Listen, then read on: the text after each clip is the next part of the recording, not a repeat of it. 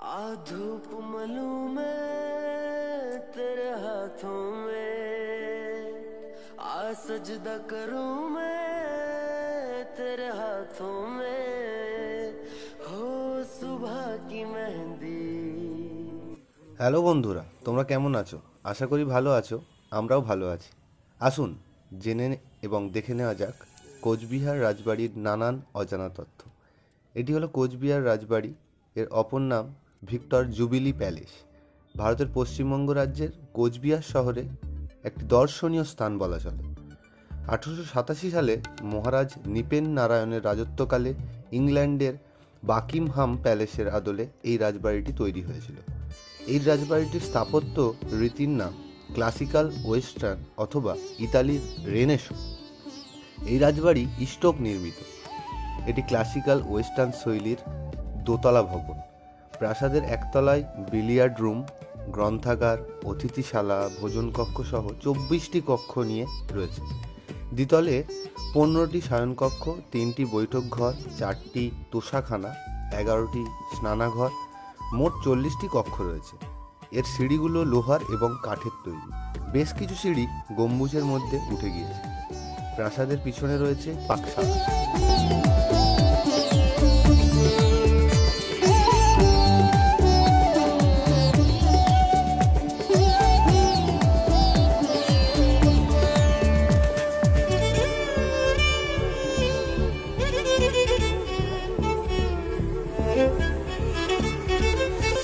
প্রাসাদ নির্মাণের সময় প্রাথমিকভাবে এটি ছিল ত্রিতলা।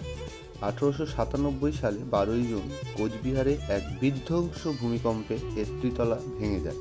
প্রাসাদের অলঙ্করণে পোড়ামাটির কাজ দেখতে পাওয়া যায়। একে কাপ কালার টেরাকোটা বলা হয়। অলঙ্করণে কোনো রকম সিমেন্টের ব্যবহার করা হয়নি। হিমালয়ের পাদদেশে অবস্থিত পাশ্চাত্য শিল্পের অনুকরণে স্বাধীন রাজ্য হিসাবে কোচবিহারের ভারতবর্ষের অন্যতম রাজ্য, যার রাজধানী ছিল বিহার ফোর্ট। বলা হয় এই স্থানে কোচ বংশ 500 বছর শাসনকার্য চালায়।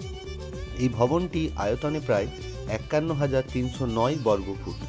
রাজবাড়ির সামনে রয়েছে এক প্রশস্ত চওড়া রাজপথ, যার দুই পাশে নানান গাছের সম্ভার দেখতে পাওয়া যায়। ভিতরে সুসজ্জিত উদ্যান রয়েছে এবং একটি পুকুর রয়েছে, যেখানে মাছ ছাড়া কচ্ছপও দেখতে পাওয়া যায়। কোচবিহার বাসস্টপ থেকে মাত্র 2 মিনিট পায়ে হেঁটে কোচবিহার রাজবাড়ির সিংহদুয়ারে উপস্থিত হওয়া যায়।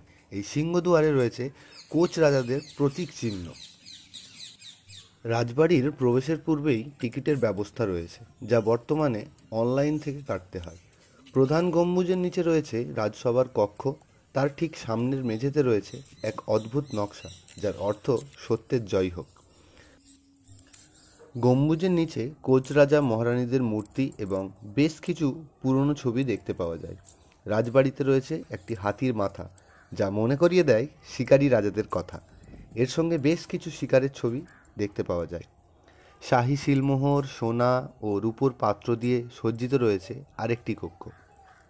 হাতিয়ার কক্ষে রয়েছে তীর, বর্শা, যুদ্ধের দামামা, ঢোল, মহারাজার তলোয়ার। আগ্নেয়াস্ত্র কক্ষে রয়েছে আমেরিকা এবং লন্ডন থেকে তৈরি করে নিয়ে আসা বিভিন্ন কোম্পানির বন্দুক, যা শুধু কোচবিহার রাজন্যবর্গরা নন, ব্রিটিশরাও শিকারের কাজে ব্যবহার করতেন। দেবী কক্ষে রয়েছে বিভিন্ন দেবী মূর্তি। আরেকটি কক্ষে রয়েছে কোচবিহারের ভাষালিপি, জনবসতির ছোঁয়া, পোশাক পরিচ্ছদ, গয়না, তাদের নিয়মিত ব্যবহারিক দ্রব্য সামগ্রীর নিদর্শন।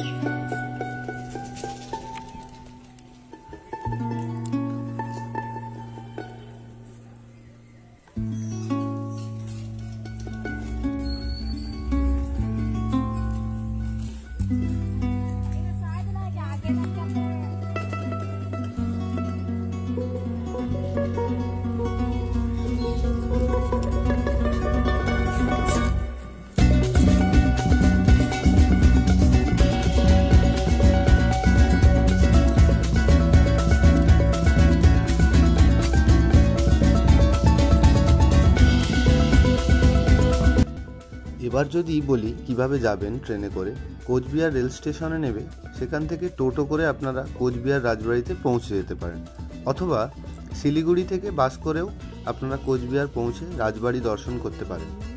যাতায়াতের খরচ ছাড়া যদি বলি, রাজবাড়ির প্রবেশ মূল্য মাত্র 20 টাকা। এই ছিল আপনাদের জন্য আমার ছোট্ট একটি ভিডিও। ভালো লাগলে একটি করে কমেন্ট, লাইক করে দেবেন। আপনারা কমেন্ট করলেই আমি আবার নতুন ভিডিও বানানোর মোটিভেশন পাই।